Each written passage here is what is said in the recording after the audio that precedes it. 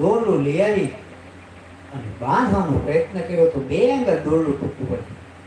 ફરી જશોદામાં બીજું દોરડું લેવા જાય, એને પાછો બાંધે, પાછું બે આંગળ ટૂંકવું પડે.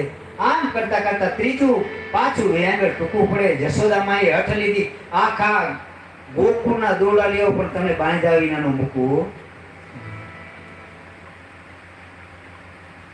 કેમ? બે આંગળ ટૂંકવું પડ્યું ખબર છે?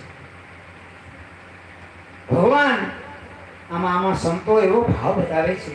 ભગવાન એમ કહે છે કે મારે તો છે ને, મારથી છેટો બે આંગળ છેટું કેને કહેવાય? કે જેને સત્વ, તમ અને રજોગુણ ત્રણેય પ્રકારના ગુણો, એમાં સત્વગુણ મારી પાસે આવ્યું હોય પણ રજોગુણ તમોગુણ મૂકીને ન આવે તો બે આંગળનું છેટું રહેશે ગમે એટલા દેવડાવી દે. એટલા માટે ભગવાન બંધાણા નથી, પણ છતાંય